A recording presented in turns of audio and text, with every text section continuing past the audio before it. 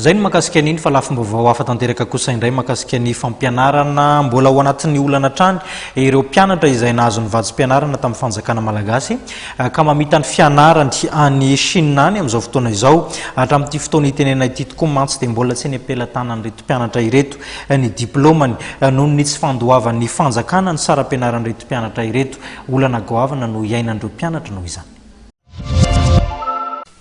Tsy mbola nahazo ny diploma tamin'ny nahavitan'izy ireo ny fianarana ireo mpianatra nahazo vatsim-pianarana tamin'ny Fanjakana Malagasy iantoan'ny fanjakana nandraty fianarana tany Chine.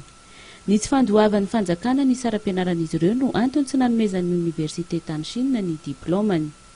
Misaodra olana araka izany ireo mpianatra amin'ny fitadiavana asa na dia tafaverina eto an-tanindrazana asa satria tsy manana diploma akory.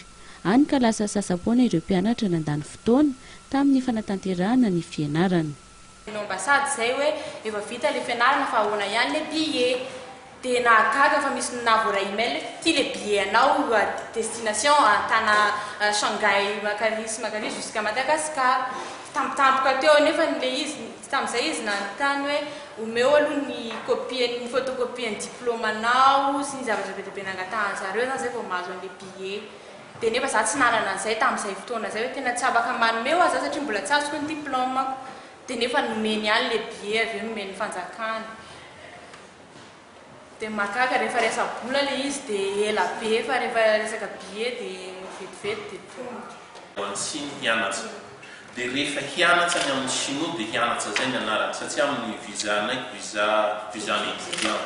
Dia rehefa ny Chine zany rehefa ampiasanao dia tsy maintsy mijery an'le visa hoe visa étudiant ve ny olo ty sa visa-na travailleur zany hiasa no asa midiany any. Fa rehefa visa étudiant zany dia tsy hahazo asa mihitsy. Ary rehefa vita ny fianaranao tsy tafapetsaka any anao fa tsy maintsy mety. Satria zay nankanesanao tany contrat sy contrat zany hoe hianatra dia hianatra zay fa tsisy asa ho azonao mihitsy. Mbola ny 100% amin'ireo mpianatra miisa 370 nandranty fianarana tany Chine no efa nahavita fianarana fa ny 400 kosa mbola manohy izany amin'izao.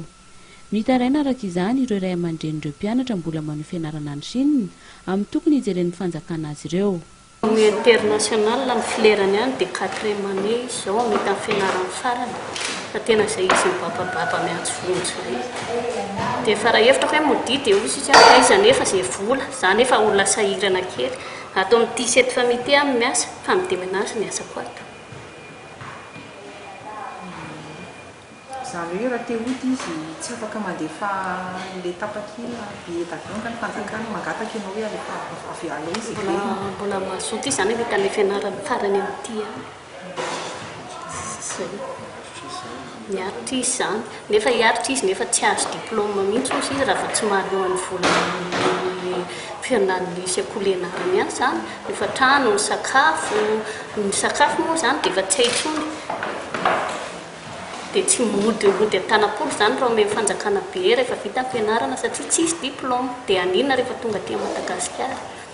Sady izay koa zany isan'ny tao anatin'le ray aman-dreny le niantoka be nandehanany zanaka tany fa tsy niandry be fanjakana satria le taraiky be vao name fanjakana be.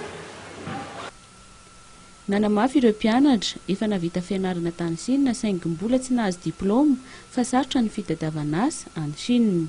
Ary ny fahazon-dalan'ny mpianatra ahafahany mipetraka any Chine na ny visa ihany koa no sakana voalohany tsy azony miasa satria visa étudiant ny an'izy ireo ary hafa ny visa ho an'ny asa.